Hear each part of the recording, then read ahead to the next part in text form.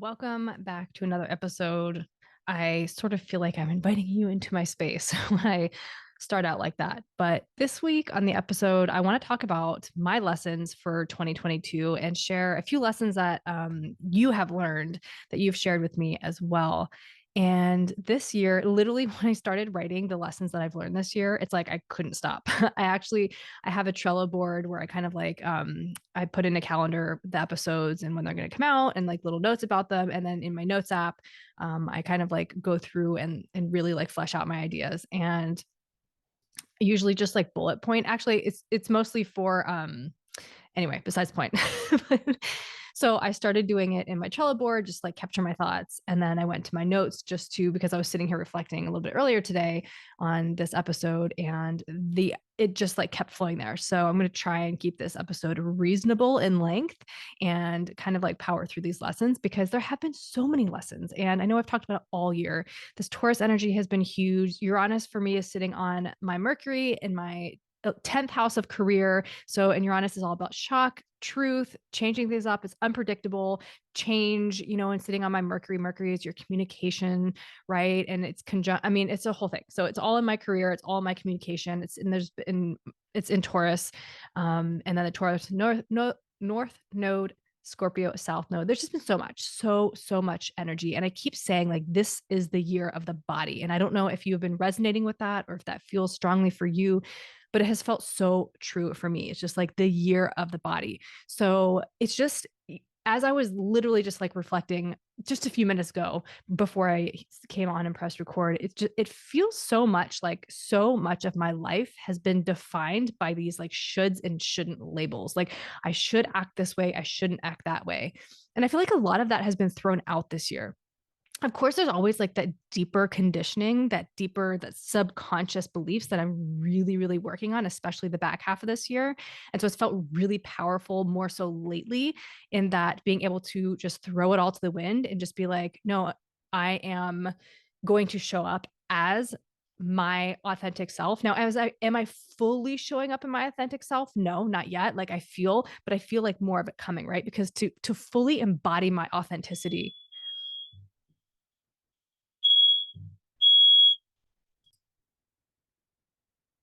to fully embody that authenticity is really to show up in all of my fire, in all of my passions, and just like shine so brightly. And there are still so many subconscious programs that I'm running through. And as I was just reflecting, it's like, yeah, being able to just, there are in the moment pulls and triggers and that programming comes up in the moment of like, oh my gosh, should I be saying this or should I be doing this? Or, and it's easier now to come back to myself, whether that's in meditation, whether I'm running through some sort of subconscious reprogramming in the moment, right? Like rewriting those stories in the moment and throwing it all to the wind, right? But the fact that I'm able to get there now, as before, it was just it was almost like set in stone. Like, oh, I should be doing this, I shouldn't be doing this, right? Like this is laid out for me, and this is the path I'm supposed to be going. And because I'm not going on that path, that therefore I am wrong, right? And being able to really witness and see all of those core wounds and core beliefs that I've held for so long has been really powerful. In that there's a lot of surrender, right? And surrendering to it, because to be able to witness those things and not push them down, it's just to kind of give yourself to them, is to be able to witness them and to be able to stop shaming them. Because I think I did that a lot before, where something would come up, oh, I should be acting this way, but oh no, I'm going to try and act this way, and there's just like a whole bunch of shame that would go along with it. Well, if I act this way, then who am I hurting by not showing up in the way that I've always shown up? And it is a really hard and confusing time when you're really like getting a grasp on that. There was something I was talking to a client, and we were talking about our manifestation style, right? And she is a passive manifester, so she's got a right arrow in human design, that bottom right arrow. Mine is left, and it's always been really challenging for me to really get down and be very specific. When I went through therapy, my therapist would always try and have me write out very specific goals or write out very specific things I was looking in for a partner, my manifestation list, and I was always so resistant to it, right? And it came back to that worthiness piece. Like I did not believe I was worthy. And so now being able to go in and really get specific about like what it is that I want, and having no shame in setting boundaries around that, right? Like even just like there's so many examples: career, dating, finance, friendships, right? Like I am not going to sacrifice myself for someone else any longer. And I really, this year, I'm going to get vulnerable for a second because I've talked about um, a situation that I was in a few times on this podcast, but I actually like fully let it go this year, like fully let it go. And it was so painful, so painful. And I tell myself, like, especially like moving forward dating, I'm like, if I could let that go, if I could release my codependent patterns, if I can release all of that pain and really set those boundaries for myself and be like, no, I am not going to settle. I'm not going to stay in this because it is not good for me. It pains me. It hurts me. Right. And, obviously, like I always have compassion in that. I have an undefined G center. And so I'm always looking for the best in people. That's always kind of been my theme in relationships, even if somebody was not good for me, like very not good for me. And everybody else around me saw it. Right. It was like I could see in moments, right? Like I was taking it and projecting and amplifying and reflecting back, who they are. And so within that, I could see like their best qualities. But who people show you they are is who they are. And we can't expect people to change. Like, yes, people can change, but they have to hit like an absolute rock bottom. It has to be more painful to stay the where they're at than to change, right? The pain of staying where you are has to be greater than the pain of changing. And the discomfort of change, it is very uncomfortable, right? There's so much discomfort in that, which is why we kind of like always shy away from it. And so being able to be like, no, these are the standards I set for myself. Like I remember being in that situation and I was talking to a friend and I was like, I'm even willing to meet them halfway, right? And it was like, why does that have to be my baseline? My baseline is bending and meeting you somewhere that's below. And I don't mean this in a hierarchical way, like, I'm better than you or you're better than me, but on a base like needs level. Why am I dropping my needs to meet somebody else where they're at when they're not even willing to come a little bit up to my needs, right? And yeah, that was a really painful lesson, but one that was so much needed because now I know what my standards are in relationships and friendships, right? No matter what it is, I know what those standards are. I know what those boundaries are. Like if you can't meet me, if you can't be there for it or willing to receive it and willing to meet it, right? Then it's not aligned. And in that comes a lot of self-trust, right? That journey of self-trust. I've been on this journey for like deeply on this journey for like 5 years. I've always felt like this fire and this passion, this curiosity within me. But I was so deep in my shame and my trauma and that I needed validation from people, fearful, avoidant, right? Like there's so many labels that we can stack on there.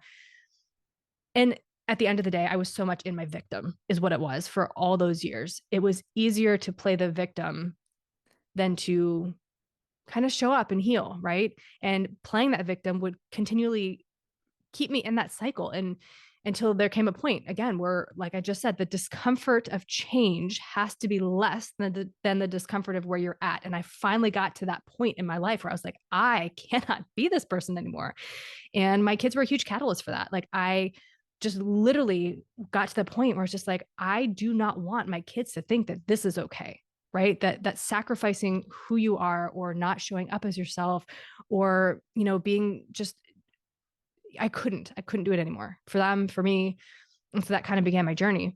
But it's always been like, I have so much like outsourced my wants, my needs, my desires, my dreams, just to like fit in with other people, right? To like meet their standard, because I just felt like if I could be who they wanted me to be, if I could, you know, meet their expectations and their needs and their likes, right? If I could fall in line with that, then I'd be worthy of love. Then they would give me attention. Then because I want like one of my personality, my needs are growth and significance, right? Like I truly do. I was doing the authenticity, oh my gosh, what's it called? Your authentic code for to be magnetic. And this year my code was acceptance. And I don't say acceptance as in like I need everybody to accept me, but self-acceptance. Because when I can accept me, then you can accept me because I'm showing you who I am. And if you don't accept me, then you're not accepting my true authentic self, right? And so that was like one of my core authentic codes this year that I am filtering everything through. Like, am I accepting myself in this moment, right? Like, is this full acceptance of my authentic higher self? And then it was spirituality. Freedom is always an element in there. So I had connection, which I've realized is huge. Like, it is something I've really been missing, is this deep. And I say that, although I do get it in the podcast, right? Like, I was saying that to somebody before, and I was like, oh, I'm really just craving this connection, this community. And they were like, but you have that in the podcast. And I do, and I truly do. And I'm so, so grateful for that. And I'm really seeking out some more in-person connections, right? Like this community in person. So December 30th, if you're listening to this before the end of the month and you're in the DFW area, I'm having a live in-person event, one of many to come. And it's going to be, I'll put the sign up link below. So if you're in DFW and you are interested in attending that event, it's going to be a cacao ceremony is how we're going to start. We're going to write our intentions for the New Year's. We're going to run through some limiting beliefs. So we're going to identify our limiting and core wounds. We're going to do some breath work to kind of like get us into that state and get us into that theta brainwave state. And then we're going to do some unblocking work, reprogramming work, subconscious reprogramming work. Excuse me. And then we are going to end with some yin yoga and chakra clearing. It's going to be beautiful. I'm really, really, really excited for it. So again, if you're in the DFW area, that's down there. But kind of like going back a little bit, I believe this year, I said that this year was the year of the body. And it began with getting off birth control in February. I think I made the appointment in like December, and I kind of like went over it and I was like, do I want to do this? Like, there was always that attachment to, well, I want to, I don't want to have sex and be afraid of like getting pregnant or anything like that.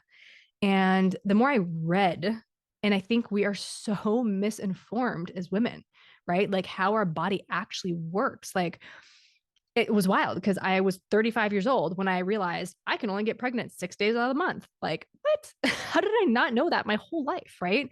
And so like really being able to track that and be conscious of that. And I think that we are, when we are empowered in our body, like we can choose like yes or no. Like we can open and receive, pregnancy or not. And I say that with sensitivity to the fact that people do have fertility problems, right? And I'm not saying that, I think it's a deep consciousness, and probably not for this episode because I'm not fully educated on the spiritual aspect of that. But I just say that in the way that like I do believe on a very deep level, a level that we are not aware of because we are not connected with our body in that way, that we have that much control over it. We don't realize that. And so anyway, so we began with getting off birth control. And literally, I was talking to on one of the podcast episodes, the Move Your Grief podcast episode, getting off birth control, like opened my sacral. It was actually really cool. And in hindsight, I realized that, right? But I was able to like tap more into my body. So I began to feel differently, right? I was able to trust my body more. I was able to listen to my body more. I was able to really understand what my body was telling me. And I was able to understand, like, I always had known what that sacral yes or no was. And I'm emotional authority, so I still have to run it through my wave. But I had always known what that sacral yes or no was, but I never fully trusted it.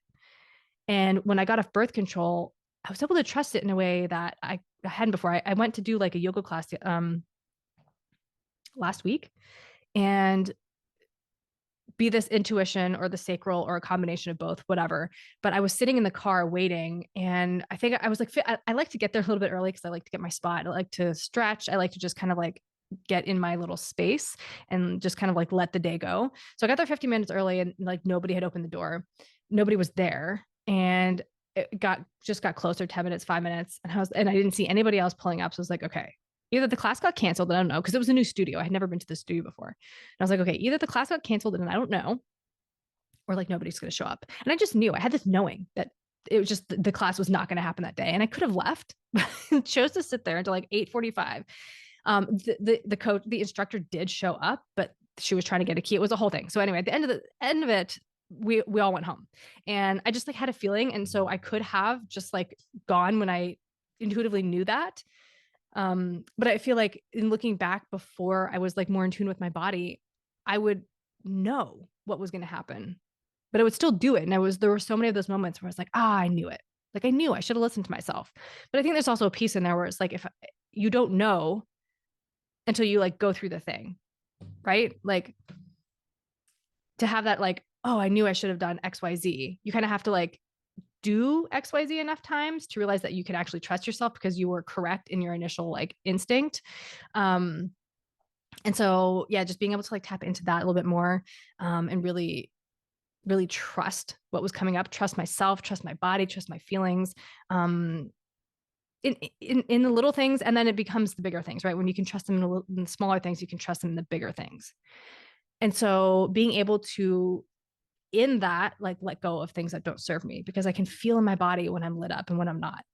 And I think a lot of times I was so confused in my mind, my mind, right, about um just like I feel like that in that confusion is our answer, right? And yes, we do have trauma responses. We do have ways that we are activated or deactivated, strategies to meet our needs, strategies that we've used that have, through our lives. And I think like so often we overthink it and then we want to resist it and be like, oh, well, like I'm falling into a pattern. And I think just like observing it and witnessing it is really, really powerful, because I do believe like everything happens for a reason. So if you're responding in a certain way, or I was having this conversation with a client and kind of around the same thing about like trusting ourselves or not, trusting that sacral. And she was talking about in the moment, wanting to make a better decision and how she doesn't do things. And then she kind of later on goes back and wants to do them.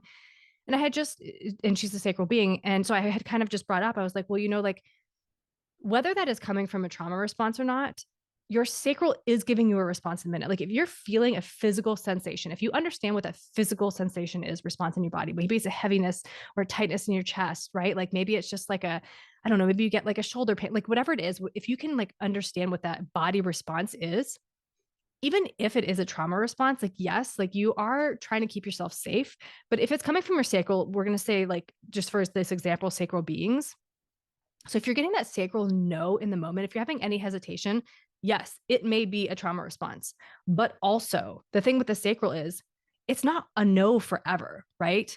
It's maybe just a no right now. Maybe you don't feel safe right now. Your body does not physically feel safe right now to say yes. And then being able to run that through, and then maybe a couple of days you get lit up and you have a sacral yes to the thing that you were thinking about, right? You're able to respond in a different way. And then you can go back and be like, oh, hey, I was actually thinking about that and I would like to do XYZ. Right. And I think there's so much of that ego that comes into play. I was like, oh, well, I said no, now I can't do this. Right. And I think just like trusting your body and running with it and being able to express yourself and not let the mind get too wrapped up in it. And if you are having a trauma response, then you are having a trauma response. And that's okay. Right. Like you are just trying to keep yourself safe. Do the work. Right. Show up and consistently do the work around that, to then the next time you go through that exact same thing, it just becomes a little bit less. And then the next time it comes a little bit less. And I think we want this like all or nothing. Like now I want to be healed and a totally new human like right now. And it just doesn't work that way. It takes years, like I said, I've been on this journey for 5 years. And in hindsight, I have come so far. But there are still days where I find myself in an emotional low and I'm just like, oh my gosh, I've made no progress. Right. And it takes like journaling out all of these ways where I have these holy shit moments. Like I have changed so much. And am I healed? Like, period? No, I don't know that I'm ever going to be. There's still a lot of like triggers and responses and a lot of unblocking that I have to do, a lot of subconscious reprogram that I have to do. But I've found what works for me now out of all this experimentation, right? Out of all this like 6-3 experimentation and chaos that I've gone through. I feel like I finally like settled into what works for me. And it's been so beautiful. And it's really interesting because that saying, they're like, the more I know, the more I realize I don't know. And of course, like I've always heard that and be like, oh yeah, like so true. But like, I love to learn so much. And I just like, I have so many books. I can't even get enough knowledge. Like I am obsessed. I love it. And the more like, it's like I read one spiritual book, which leads me to another spiritual book, which leads me to another spiritual book. And now I'm reading a book on Tantra, which is wildly deep. And there are parts of it that have me like, ooh, I don't know about that. Or like, that give me some sort of response. But I was thinking about that quote today as I was reading it. Cause I was like, oh, like truly, the more I learn about spirituality, the more I learn about the universe, the more I learn about the cosmos, the more I know, more I realize I don't know. And the more I want to learn, because it's like you open one door and there's so much in there, right? And then you open the next door and there's so much in there, but then you want to go back to the first door to see what else was in there. And then there's another door, and it's like a never ending thing. There's just so much. And it's like you can gain the concept of the cosmos and and universal, whatever it is. And there's just like so much more beyond that. There's just so many different layers that like I don't know that our physical human forms and our physical human minds can really understand until you get to that point of enlightenment where you're just like kind of cracked wide open to all of it. And that comes from, how many lifetimes of learning and relearning and going through lesson and lesson and lesson, right? Like we have so many lifetimes of this. And it is a beautiful and a powerful and an overwhelming thing, but it's also such a cool process in the meantime if you can like witness it for what it is, right? And just like I just want to learn. I want to learn about spirituality. I want to learn about the depths, and it's so incredible. I absolutely love reading texts from different religions because they're so aligned. Like they truly are. And it's like you look around and all these, they want to like be divided, and I'm different because of this and you're different because of this, and like I've interpreted this way. But it's like when you really root down to the core of it, it's so beautiful because there is one core message, right? And it's like if we could all get aligned with that core message and kind of move the ego out of the way, it's a beautiful thing. I'm reading a book on Tantra and it's talking about Jesus. Jesus is one of the reincarnations of Krishna, right? So it's like when you look at, you know, yoga or Tantra, Buddhism, Hinduism, right? It's like they believe in Jesus, right? Jesus was a reincarnation, a iteration of Krishna, right? And so it's just like it's vast and it's beautiful and it's powerful, and I'm just like diving so deep into it. And so yeah, so lessons of this year, back back to, I mean, all of these have been lessons of this year, and it's been crazy. I have absolutely. So I've been studying, okay, so human design for just about 4 years, self-studying human design for about 4 years. And 2 years ago, the astrology part of it really pulled me in. And astrology is a whole thing in itself. I mean, there's so much depth to it. Like 2 years into astrology, and don't get me wrong, like there's so much depth to human design too. And it's so much, but I feel like 2 years in astrology, I've learned like so much, but also like nothing at all, right? Like there's so much more. Like I like eat, sleep, and breathe like astrology, human design, personal development, spirituality. This is like what I do. Even in conversations during the day, I'm taking people's birth charts and I'm looking over them, and I track the transits in the morning. I just want to learn. And so this past year, though, I joined an astrology cohort, and it is phenomenal. I mean, the way that it's taught, in just such a practical, down to earth and beautiful, poetic almost way. Listening to some of the podcasts I'm listening to, like the astrology podcast, which is like phenomenal in its information. So I've really, really been deepening that and just allowing myself to trust. Again, coming back to that true authenticity of myself. Like, what lights you up? Ask yourself that. What lights you up? Are you doing enough of that in your life? Like when I think about what lights me up, like what I absolutely fucking love that I want to do like day in and day out, like astrology, human design, health, like these are just like so much a part of it. And so I'm going to stop feeling guilty about buying astrology books, right? Like I'm going to stop feeling guilty about investing in astrology courses or human design courses, because those things like bring me so much joy. And of course, like still running through my strategy and authority. And even in that, like experimenting with that has been really, really cool. I've always, human design, like is always a piece of what I'm doing, but I feel like I've taken a step back from reading the texts of human design and learning human design through people and embodying my own design and practicing my own design and experimenting with my own design, because I'm learning so much more from that.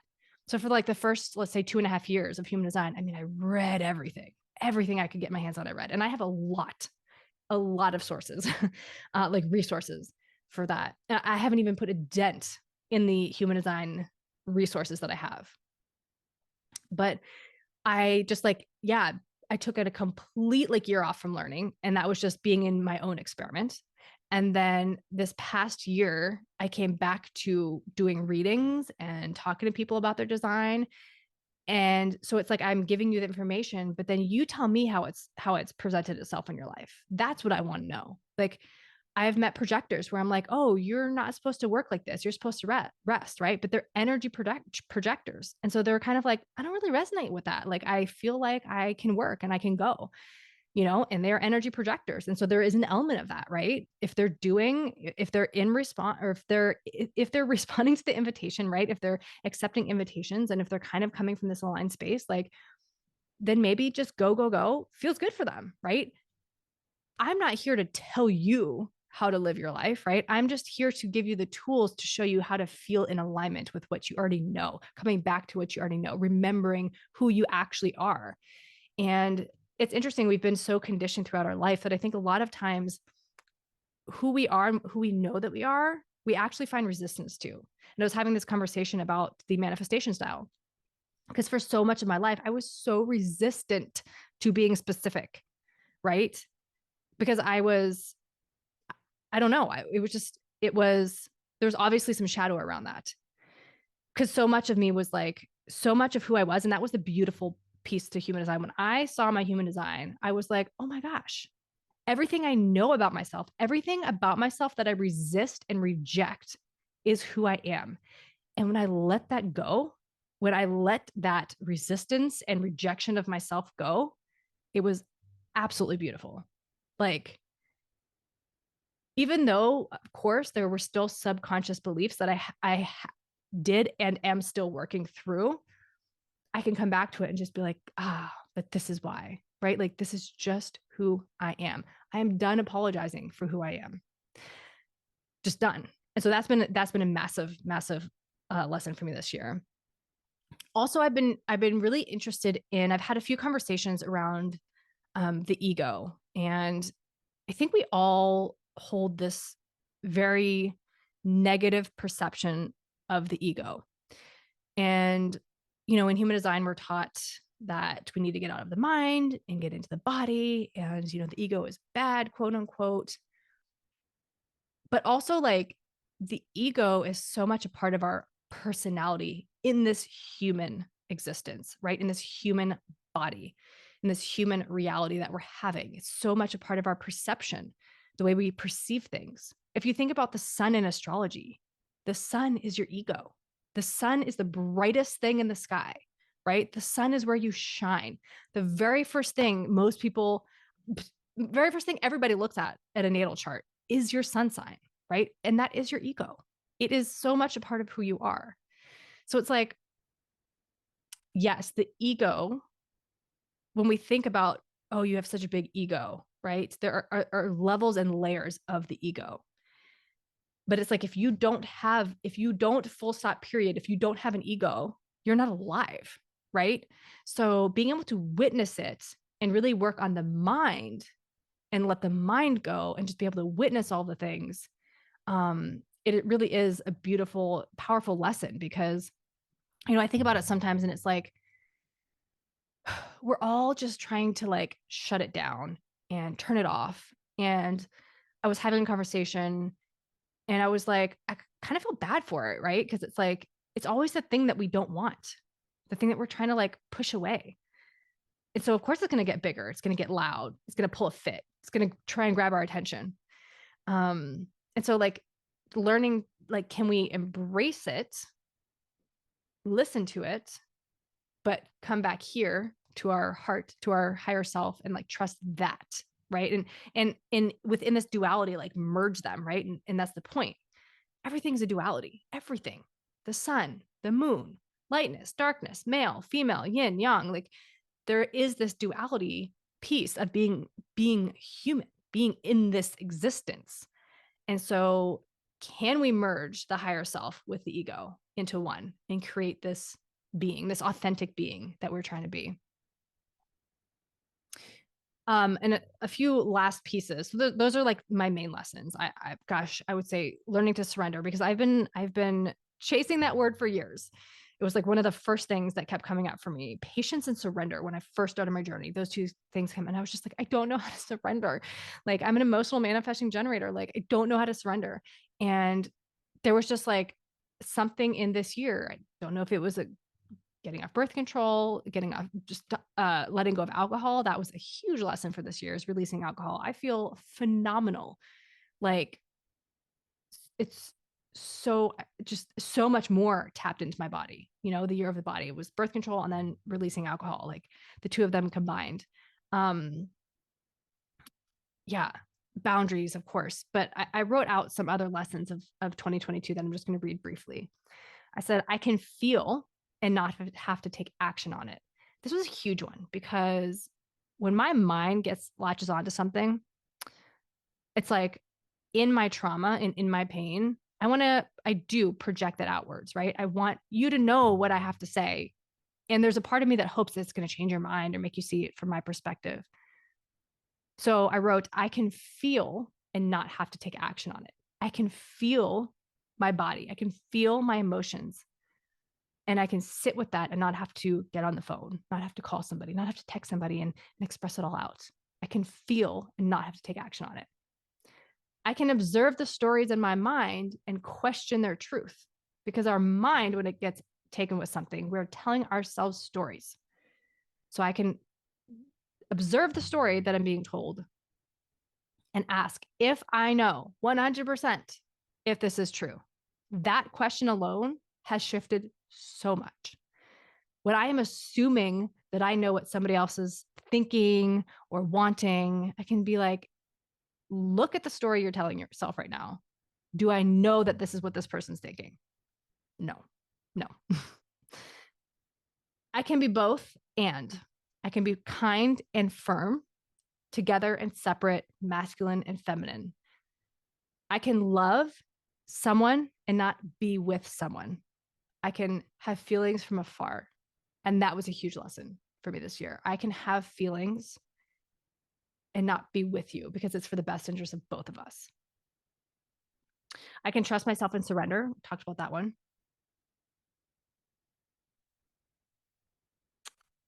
I don't. There was a misspelling here. I'm going to come back to that one and see if I can try and figure out what I was trying to say. This one I read in a book, and it was profound. And I often think of this. When I judge someone else, okay, this one was actually from Lacey Phillips, but there are two pieces to this.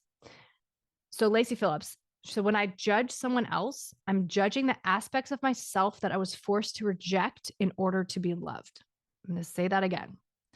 When I judge someone else, I'm judging the aspects of myself that I was forced to reject in order to be loved. And then the second piece of that is that when I judge someone else, I am wrong. Even if I'm right, I am wrong because I'm judging them.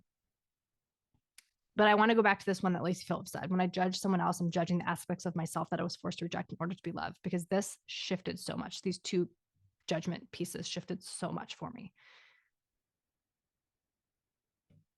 When we judge someone else, and this again came up in a client session, when you judge somebody, you're projecting. You're judging a piece of yourself that you could not embody because maybe it wasn't safe.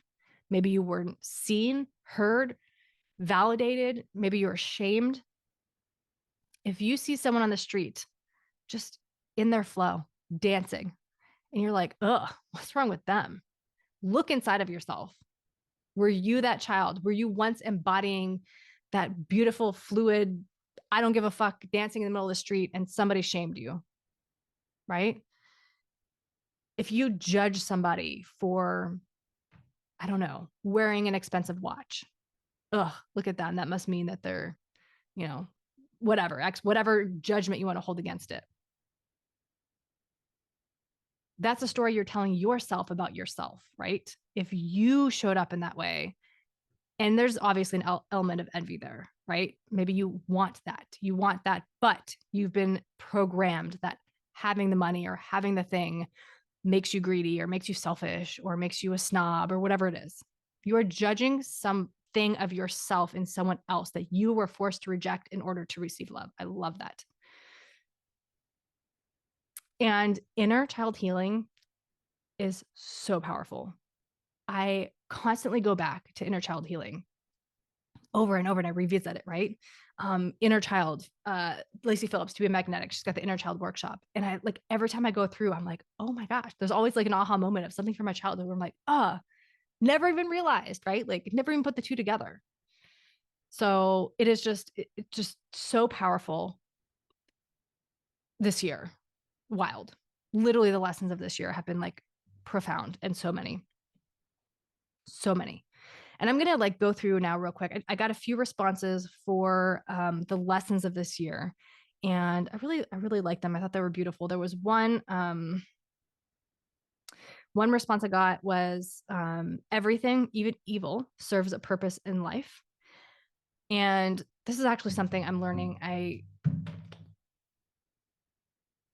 dropping the labels of good and evil.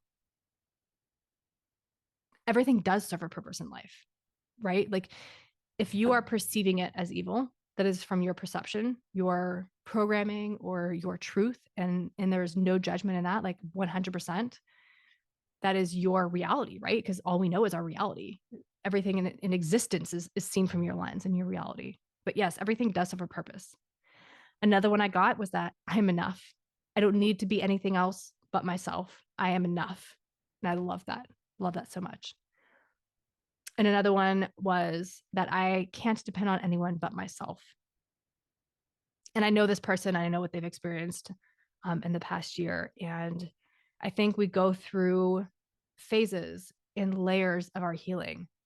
And we go through the sadness, we go through the anger, we go through the pain. And then we begin to slowly come out, right? And it's not linear. It's all over the place, right? So you might step 5 steps forward and 10 steps back, and 3 steps forward and 1 step back.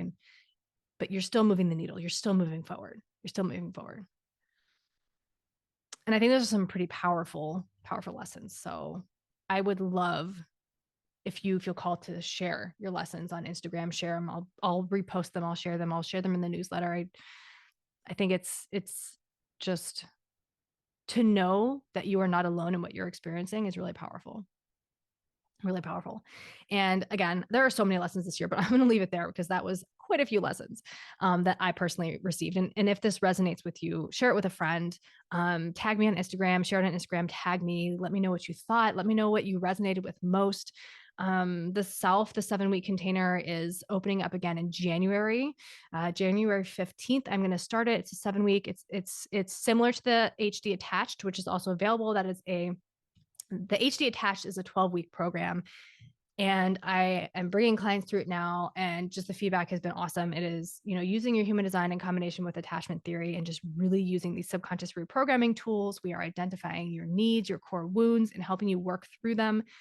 It's a beautiful process, and I am just beyond grateful to be able to support and guide people in this healing journey, and I'm so lit up by it. And the Self is a group program. So it's essentially condensing the HD Attached into a 7-week group program, because again, I feel like it is so beautiful to heal in community and to be with people who are also experiencing the same thing, to keep each other accountable, just to know that you're not alone. So that's a huge core piece of the Self. All the links you need are in the show notes. And of course, if you just want a one-off human design reading, that also is available. It's human design and astrology, because now I can't do one without the other, but all those links are available in the show notes. Again, if any of this resonated with you, share with a friend. It helps so, so much. Next week's episode is going to be the part 2 of the best episodes of the year, the most downloaded, so your favorite episodes. And then the week after that, the week of the New Year's ceremony, I'm going to have sort of like a mini episode. I'm actually thinking about this in real time, but I think I'm going to bring Greg on the podcast, and we're going to run through, have a little conversation on the podcast. So that will be the last episode of the year. And then we're starting the year off with Laura Naletta again with like a 2023 like energy forecast sort of episode. it was one of your favorite episodes last year, and she is just incredible, amazing. I love having conversations with her. I love being in her energy. It's just like being able to go like deep on topics that I absolutely love with somebody. It's just phenomenal. So that is going to be the first of the year, and I've got so many good episodes for you guys coming in 2023. So I am so grateful for all of you that listen, whether this is your first episode, but whether you've listened to all of them. I hope that you can feel my love for every single one of you and my gratitude. And I am so excited for 2023 and what's to come. I have set my intentions, I have set my manifestation list, and it is the year I'm leveling the fuck up. And I am just so ready and scared and ready. So let's do this together. Connect over on Instagram. It is at Rochelle.Christiane. That is ROCHELLE.CHRISTIANE. TikTok is the same. Website is RochelleChristiane.com. And if you are not on the Mastery Mondays newsletter, I send out every single Monday. It talks about an update on the podcast. I talk about something that's resonating with me, whether it's something attachment styles or, this past week I talked about duality. I go through human design, a lesson. I've been going through this series of cleansing our human design chakras. So you're getting a meditation and a little journaling prompts that go along with it. The human design transits, astrology transits, and just anything else that feels really powerful for me. The purpose is just to inspire you, bring a little bit of inspiration into your week, and maybe just help you plan if you follow the transits astrologically. But this episode has been quite a long one, so I appreciate you if you're still listening, and I will talk to you again next week.